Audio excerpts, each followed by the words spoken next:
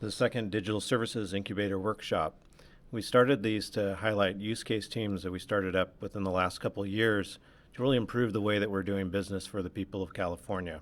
And this particular project highlights a lot of the core tenets that we have when we started this whole process, which is start small. So we've developed an app here, and you'll hear more about it from the team up here as I go through, but developed an app, and rather than taking on the whole problem, looking at everything, instead took a component of it, one particular incident, retained foreign objects, and looked at how can we make that process better of going through and doing the surveys for those. And rather than going statewide, starting in a few of the offices so that you can really pilot the system out.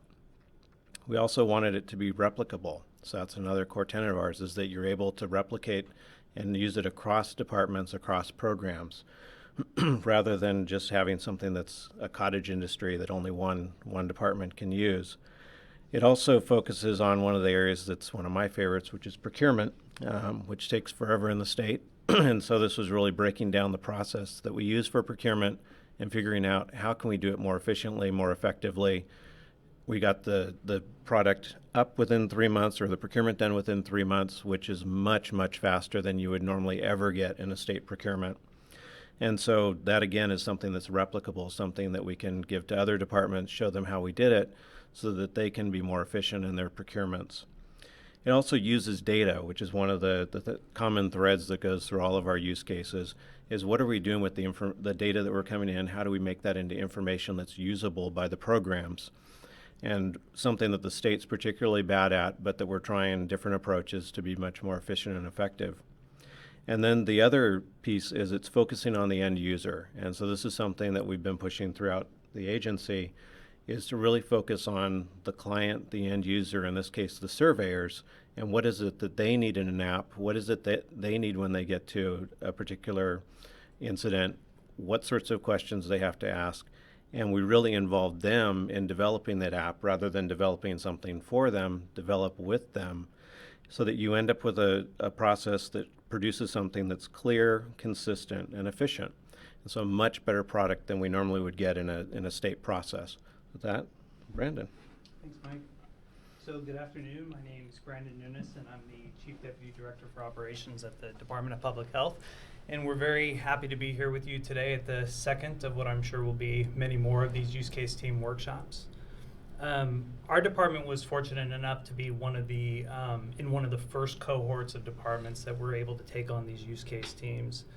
And when Niall started to do the roadshow and kind of pitch the idea of these use case teams, the way it was pitched to us was a way to identify and execute innovative solutions that will help our departments improve the performance and the outcomes of the programs that we administer. My colleague Claudia Chris is going to get into the background a little bit of this specific use case that we have, but what I wanted to do just real quickly is pull back a little bit and reflect on the fact that I'm sure, like in many of your departments, the goals of the use case team model is very much in alignment with one of our own department strategic priorities, which is making continuous quality improvement a way of life within our department. And our department historically has had a lot of QI efforts underway, and one of the largest that we currently have going on is being championed by our director, Dr. Karen Smith, and it's known as Public Health 2035. And the idea behind Public Health 2035 is simply acknowledging that the public health department of the future is not going to look like the one that we currently administer today. So what we've started to do is we've started to engage our leadership and engage our staff in taking a look and envisioning what the optimal public health department of the future is going to look like. And what we've been doing is asking ourselves some relatively simple questions. What type of work will the Department of Public Health be doing in 20 years? What kind of skills will future employees need in order to do this work? And what business processes, most importantly, will need to evolve in order to adapt to be able to do the work that we need to do in 20 years? And much of the effort related to Public Health 2035 involves taking a hard look at the over 200 programs that our department currently administers and trying to identify ways to make those programs more effective and more efficient. And to help with that, what we've done is we've promoted quality improvement within our department. What we've done is over the past few years, we've had programs take on at least 2 quality improvement projects within the department every year. And what we do is, in order to make sure that that information is shared, we have the results of those quality improvement projects shared out with other program areas in order to kind of share out best practices that are learned from those efforts. And we're also ramping up training so that we can have kind of retain that knowledge within in-house and promote other quality improvement projects throughout the department. So the efforts that we had underway within our department really synced up very well with this agency-wide effort, and we were very excited to become part of an agency-wide effort that shared a lot of those same goals and objectives. We're fortunate enough to have 3 use case teams currently going on within agency. Our first one deals with our Women, Infants, and Children's Food Assistance Program, and that's in coordination with our social services CalFresh Food Assistance Program. And what we're looking to do is find a way to increase enrollment in both those programs by 400,000 children over the next 2 years. We're also looking at Tdap vaccination and Tdap vaccination rates, and in identifying ways in which to improve those vaccination rates across the state. And then, of course, we have the one that we're going to be discussing today, which is the use case related to our licensing and certification program, how we gain efficiencies through the adoption of these digital applications. But ultimately, I kind of want to wrap up with this, is that the opportunity that we have with these use case teams across all of our agencies is that so many times in government, we are doing things because that's the way it's always been done. And it can be a little scary at times to try something new or to think outside the box. But these use case teams are asking us to do exactly that. They're asking us to challenge the norms, to come up with innovative new ways to do the work that we do, and ultimately better serve the clients that we serve. And I just want to end with a quote, as one of our We Certified team members actually said in one of our meetings, is that unless we try, we'll never actually know the potential. So with that, I'll pass things over to my colleague Claudia Chris, and she'll get a little bit into the details of the background and the business use for this particular use case. Thank you, Brandon. And my name is Claudia Christ, and I'm Brandon's counterpart at the California Department of Public Health for the policy and program side of the House, and work closely with him, as well as Christopher Howard, who you'll be hearing most from a little bit later. So in talking about the business case, as Brandon mentioned, we were really lucky to be one of the first to be able to jump on this opportunity. And it wasn't hard for us to find a business case or 2 or 10,000, really. What was hard is to think about something that, because we were used to doing business a certain way, and we know each process in a continuous quality or process improvement, especially if you're trying to involve technology, you're thinking about procurement, you're thinking about how long things take, so you already have a certain timeline and procedure in your head. And what was, I think, more difficult for us was to understand what it really meant when Niles approached us to say, no, just forget about all that. We're going to be innovative with this. So with that, we identified one area that is really near and dear to my heart as well. And that is in the area of our healthcare facilities licensing and certification section. And when you think about that, we have hundreds of surveyors that go out throughout the year, and they are located in 15 plus district offices throughout the state of California.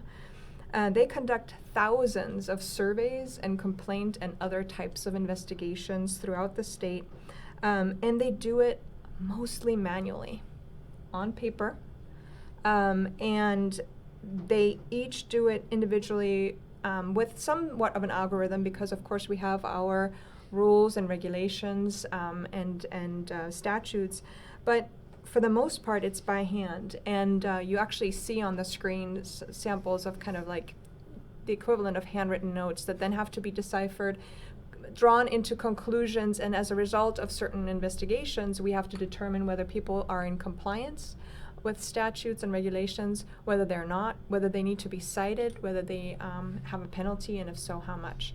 As you can imagine, this in itself creates a significant opportunity for variation. And that's exactly what what the status is and was. And we've been working, and the team has been working really hard on trying to identify opportunities to reduce unnecessary variation. One of the great opportunities we identified here was to really utilize this innovation use case project for establishing consistency, efficiency, also transparency, because pretty much anything we do obviously is something that the public is interested in. We get a lot of Public Records Act requests, and it would be really nice to be able to, with a push of a button, to be able to say, here's how we came to the conclusion, here's an algorithm, and so forth. And it's a bit more complicated right now. And the other part that was really exciting to us is the notion of using predictive analytics. So with that, going on to the next slides, of those thousands of surveys and investigations I mentioned, there's one, talking about scalability. If we try to solve all of those problems that I just mentioned with one project, how long do you think it would take us to do? Because we're used to wanting to take on the world, right? We want to fix it all. But what Niles really introduced to us in concept was, okay, take one piece of it and let's start with that. So the piece that we chose, it's what's called retained foreign objects. As you can see by the images on the screen, and I'm a nurse, so I'm really excited about those all the time, is that we generally frown upon those. And that's an understatement. So retained foreign objects are things that are retained in the human body as a result of a procedure, after procedure, and not on purpose. If you look on the screen on the small picture of the leg, which is the second picture from your left, that's a normal kind of plates and screws. Some screws are broken off, so that's not great. But a normal thing that happens when somebody has a fractured leg. But when you look over to one picture to the right, which really is an image of an artificial hip, so that's a normal thing. That's a good thing. But then the little tiny thing that's next to the arrow, the little squiggly line, that is a sponge, a surgical sponge. So a surgical sponge is something that you use a lot of during surgery. And as you use them in the cavity of the human body, they adapt the same color of the human body without trying to be too graphic. And so they're hard to see. And so it's important that you remove those, as many of them as you put in, that you remove before you finish the procedure. Another example on the bottom right is a little thing called a scalpel. Those usually hurt if you retain them in the human body. Not a great thing to do. And then all the way on the left is something that is not as visible for you, but there's a guide wire that is retained, which is also a very common thing. There are lots of procedures, and many of them elective, some of them non-elective, during which you in interim use for guide wires or things like that, and then sometimes you have them stay, but most of the time you remove them. So when they're not removed accidentally, obviously, we call them retained foreign objects. They can cause problems immediately, or they can cause problems a long ways down the road through the signs of infections and so forth. And no matter how great some of the facilities' procedures are during surgery to count things before and after the procedure, sometimes they don't follow the procedure, sometimes things are overseen, and either way, it's not a good situation. So as we're going through this presentation, I want you to think about, we chose this as one of the many different things that we investigate. What would be your example of your retained foreign objects in the department that you work in?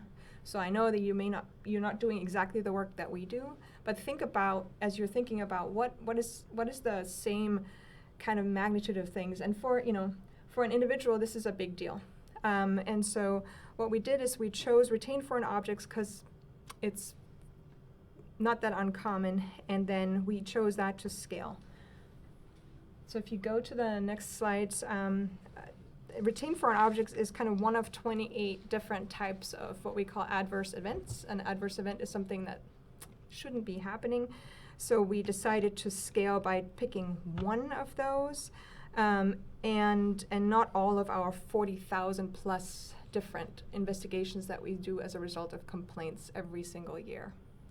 Another way we try to scale is, in addition to picking a single type of item, is we also decided that we weren't going to try this everywhere throughout the state. We're going to start small, and we actually worked with 3 different district offices, and within that, we're working with 10 specific investigators out of the hundreds that we have that are working with us not just to develop the product, again, trying to focus on the end user because they're the ones who actually have to use it and apply it, but also to then test it and pilot it and roll it out from there.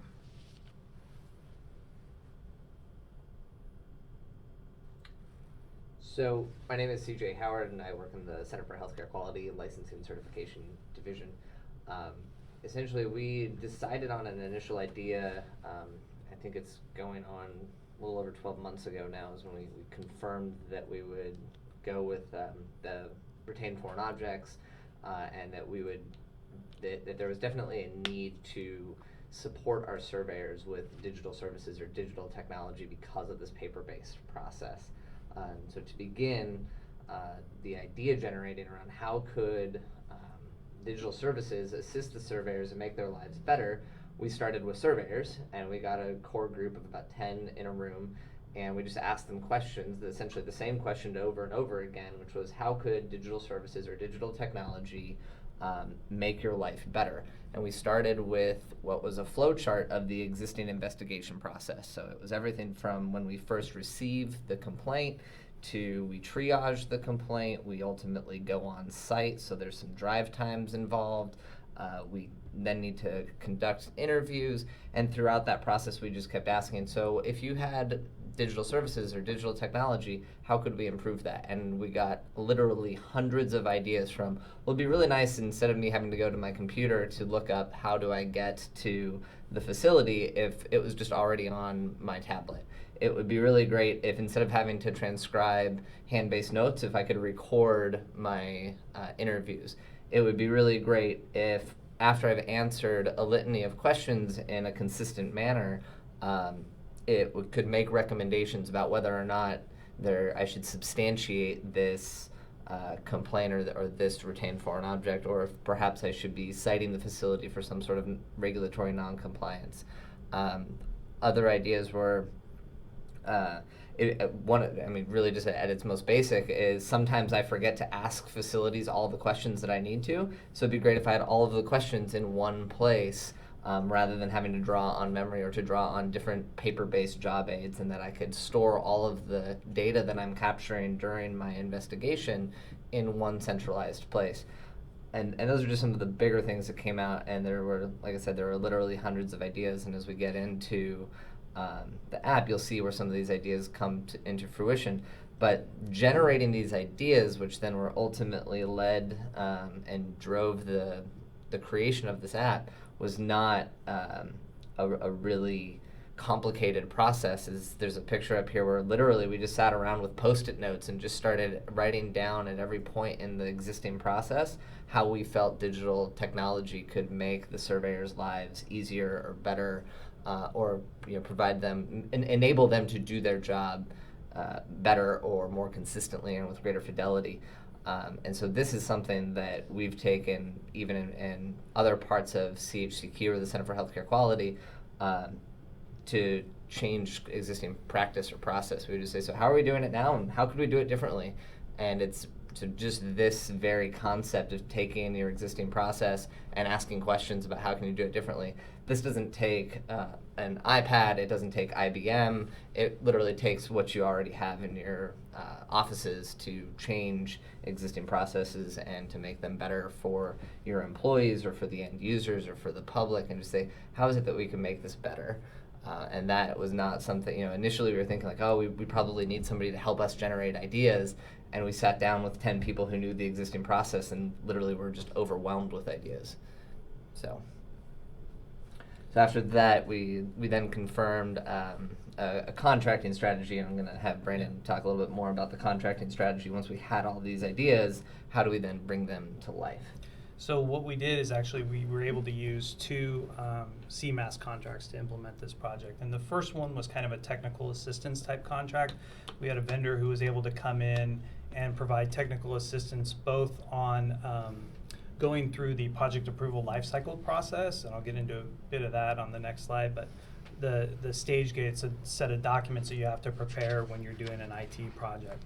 And then the other piece of technical assistance that the vendor was set to provide was helping to draft the scope of work. And that scope of work eventually informed and led to the second CMAS contract, which was actually bringing in the developer to help the team develop the app. And so, as both CJ and Claudia mentioned, one of the main reasons that we were able to go the CMAS route and to get some efficiencies, particularly as it related to the time to move from idea of wanting to develop this app all the way to actually having a vendor in-house, was specifically because of our ability to start small, to scale this back to the retained foreign objects solely, and that was able to shave some significant time off the project. And one of the ways, as I mentioned, kind of our first vendor that we brought in for technical assistance that was going to do the project approval lifecycle process, because we started small and we were going to go through this stage gate process, which if any of you have done that, it's a lot of time to go through that process. So what we did is we actually reached out to the Department of Technology and we talked to them about the project, what we were trying to do with it, and we talked to them about what we were hoping to get at the end of the project, that it was meant to be a pilot and those types of things. And at that time, they had just released a job aid, and that job aid is out there and is available on their website. But the job aid was essentially helping you go through a process of determining whether or not the project that you were dealing with was in fact an IT project. And after our discussions, or during our discussions with Department of Technology, what we found out was, because this was really a mobile app, because we were starting small, we didn't have any legislative changes we were looking for, we didn't have any budget requests, we were within our department's delegated authority for this project, they determined and let us know that this was in fact not a reportable project. So that saved us months on the back end as far as developing the IT projects, or IT documents rather, that would be needed. The other thing we were able to do was we were able to take, because of that, and be able to kind of fast forward ahead past the PAL process, we were able to engage the vendor that we brought on for technical assistance and say to them, okay, just let's start focusing on the scope of work that we're going to need to put out for the procurement for the vendor that's actually going to come on and develop this. And that's the way in which, kind of initially scaling back on this project assisted us in speeding up the process. Because we started small, it allowed us to engage the vendor community on a smaller scale and use the CMAS process and use the RFO process rather than going through a full board request for proposal and all the back and forth that's involved in that.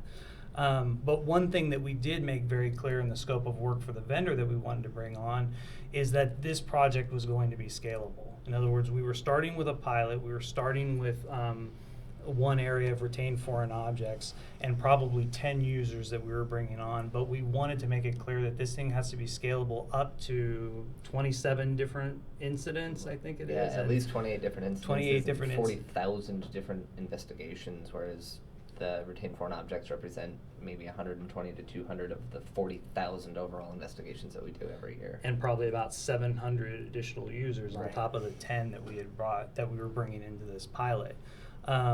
So that was a big, those two things, being able to bring in our control agencies and have them help and be collaborative with them and kind of help us, have a discussion with them about what options were available to us to kind of speed up the process.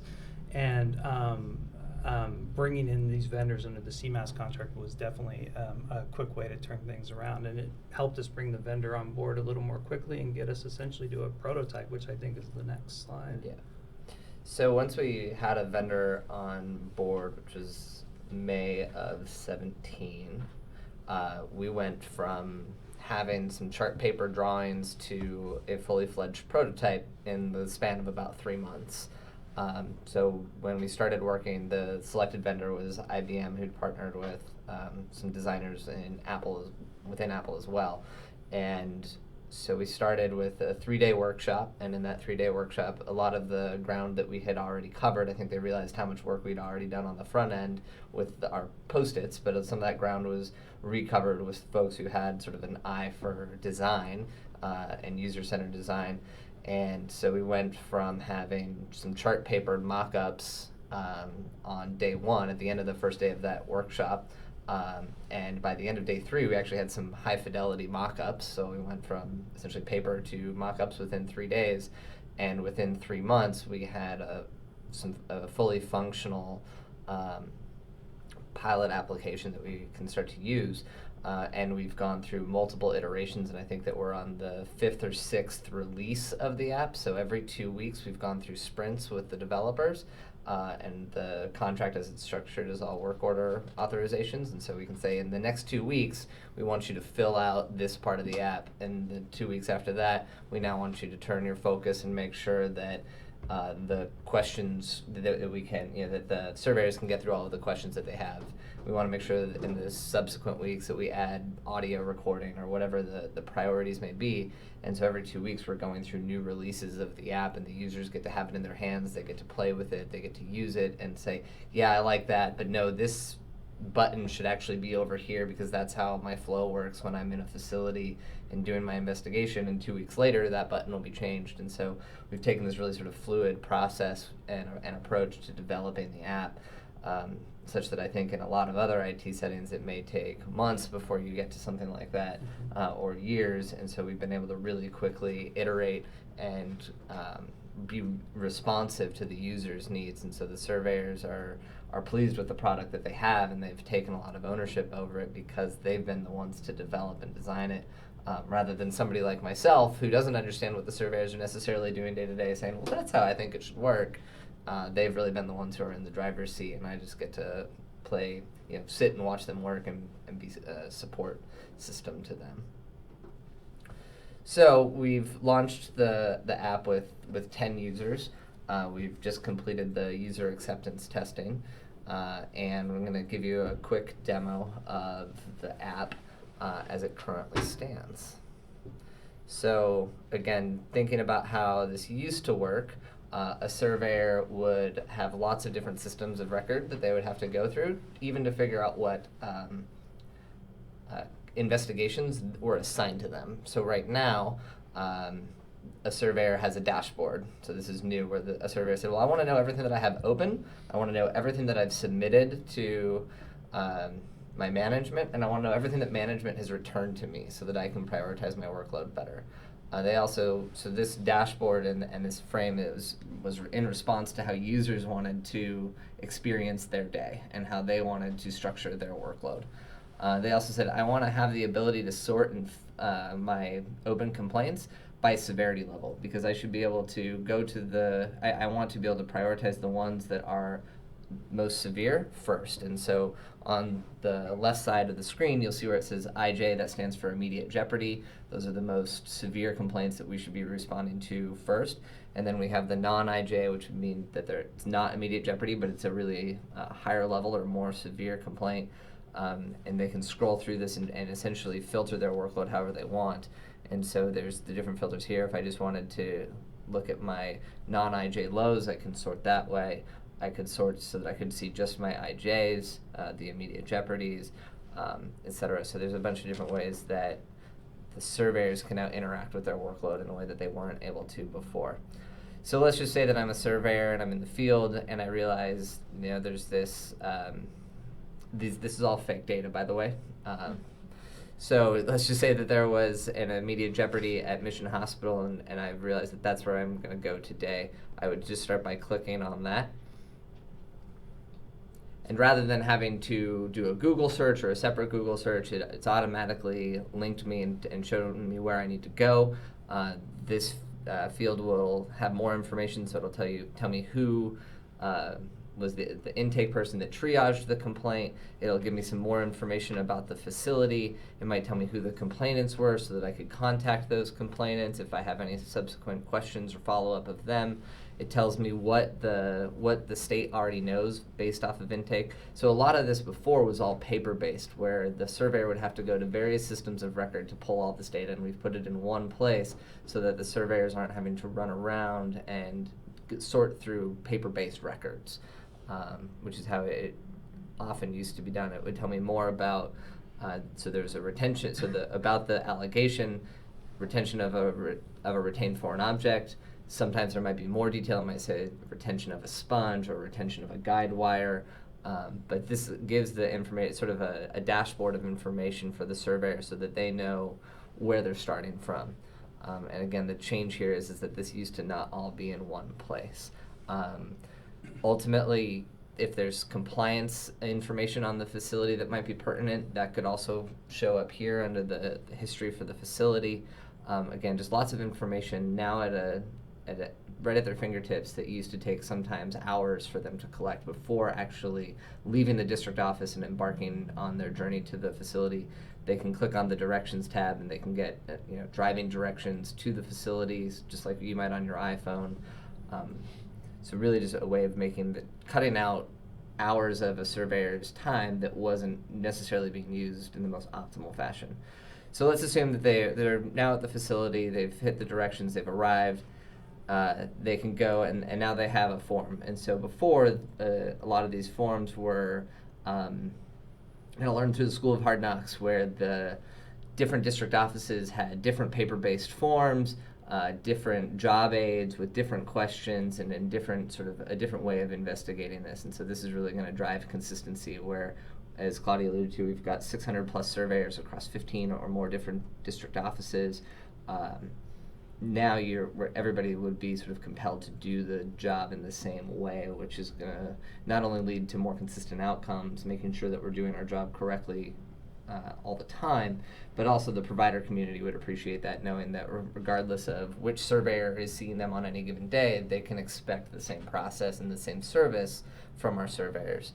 So in this case, you would start, and it's just making sure that you're asking all of the right questions. And so I'm not going to go through what all of the questions were, but some of the things you might want to know is what was the date of the surgery, where was the location of the surgery,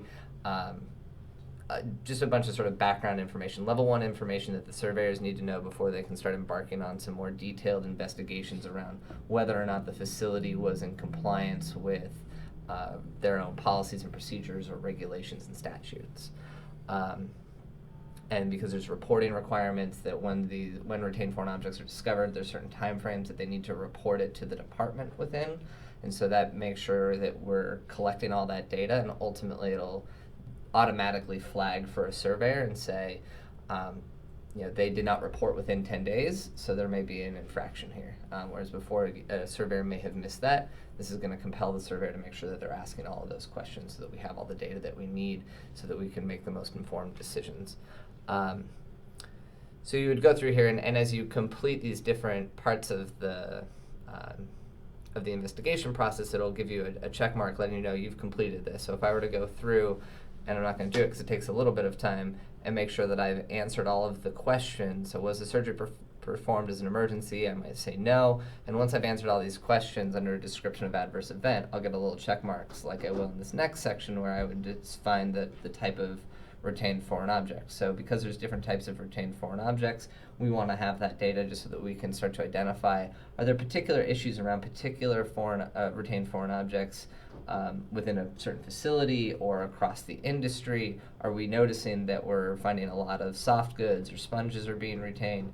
And so we can also then start to use this data not just from an enforcement, but also from a proactive approach to provide guidance to facilities and let them know, hey, we've noticed that there's issues around soft goods, or there's been a lot of sharps that have been left behind.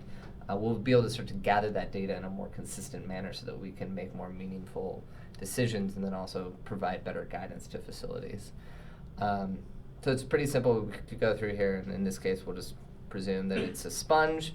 It's going to ask me, please specify the retained object. I might say that it's a sponge.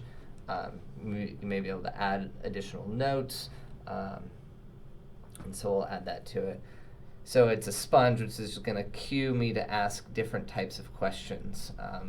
With sponges, I want to make sure that counting procedures were performed. So with sponges, this is just going to make sure that that the surveyors are asking all of the right questions in the right order. Was an initial count performed? We can just assume that it was. I may add some notes. So with my note function here, I can take electronic notes that I used to not be able to take before because I was writing all of this down on paper with a pen.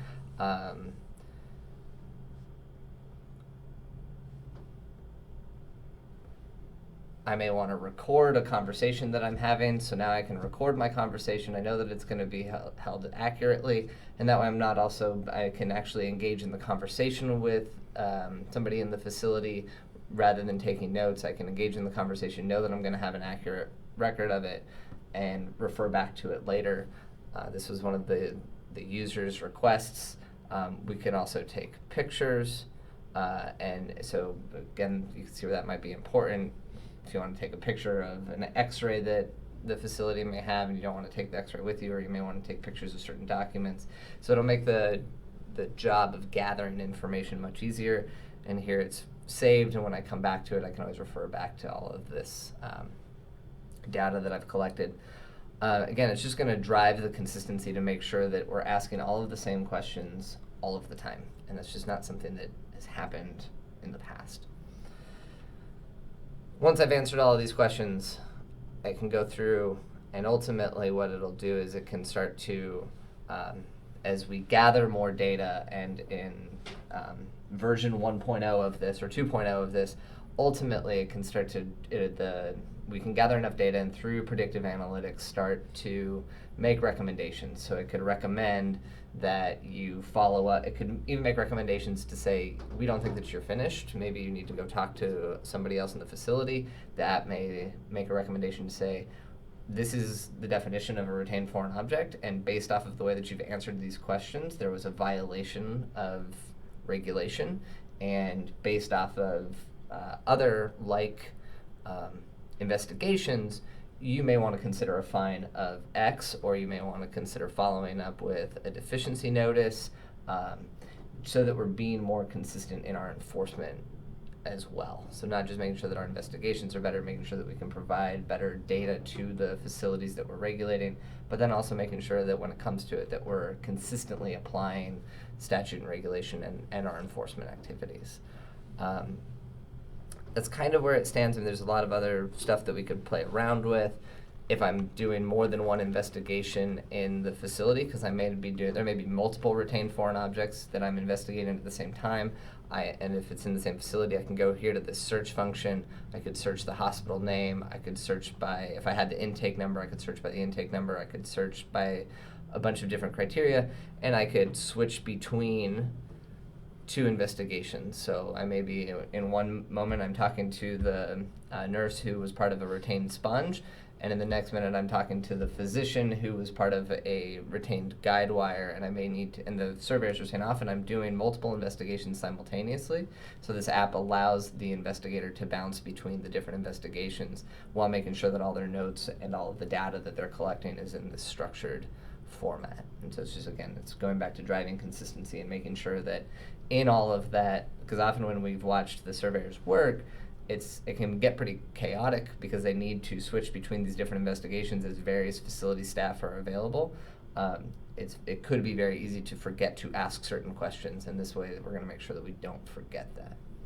So that's the app as it currently stands, and I think that there's some, we're going to continue to iterate on it. I think that the next steps are to build different forms or investigation templates so that it's not just retained foreign objects. We may look to other adverse events, be it pressure ulcers or other investigation types that we have in our wheelhouse. Thank you, CJ. So as you can see, the app is pretty exciting, and again, it's just one small example of the multitude of investigations that could be going on. But it was really important to start with that and scale for so many reasons. And one of them is that, you know, we were able to speed up the project, but we were also able to get a look and a feel for how this might work for our surveyors. So as you have projects that you're thinking about, again, instead of kind of taking on the world of a problem, it's okay to think small so that you can scale on. We're thinking about scaling, you know, for this particular division. We're also thinking about how might this be scalable for any other regulatory function we have within the department, and by the way, across other departments where we do investigations, because there are various departments under agency that that do that, and this is definitely an application that has that capability to do so. Also, I talked about the hundreds of surveyors, the thousands of different types of investigations, and all the other factors that can contribute to unnecessary variation or variation. Another thing to consider is when you are, in this case, it's a nurse that has to investigate this. Just like with a doctor, when you go to a physician, chances are, unless you go, if you have to go to a specialist, well, they'll specialize in one area. That's their background, the educational background. They probably don't know. If you go to a dermatologist, you probably don't want to ask them too many questions about, your a kidney issue or things like that. They may refer you. Similar to nurses, a nurse isn't a nurse isn't a nurse. They oftentimes have an educational background or a specialty, and so and there are a lot of sort of the general practitioners of the nurses out there as well, but it's really difficult to be an expert in every single thing that you can imagine that can happen in any sort of healthcare area. So surgical services is a very specialized service. Not many nurses actually have experience in that. And so another thing that this type of an app will do is it will help provide those nurses that is maybe not their exact background, they have education in it. It helps them not forget what questions to ask and so forth. It's an extra safety system for them. It really prevents a lot of rework that may need to be done after they go back to the office, or where they have to go back and call the facility and ask another question or so. So that's another great way to for this app to really be helpful to our end users. And so the next step is obviously to get this rolled out and make it happen and implement it, and then scale up to the different types of areas that we have.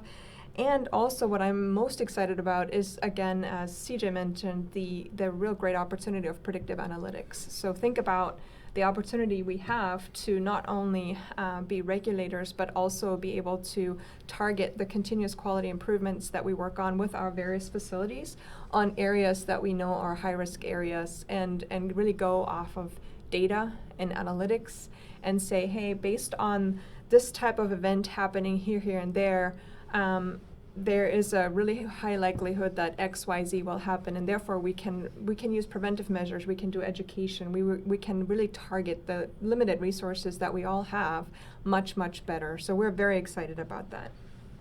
Yeah, and something I would add as far as what you were talking about this being leverageable to other program areas, or one of the first things as this effort started to go underway under the licensing and certification program, which Claudia oversees, I oversee a program called Laboratory Field Services, which licenses and registers laboratories throughout the state, and very similar type of work. And so as they were undergoing the process to do an app for that, my team and I started figuring out, as a matter of fact, they wanted to be part of this pilot kind of along with LNC, but they'll be in the second phase of it. But the idea of, they do the same kind of work. They go out to a facility, they inspect, they have the same type of paperwork that LNC has. And so this app fits right in their wheelhouse as something that they want to bring on and be able to do.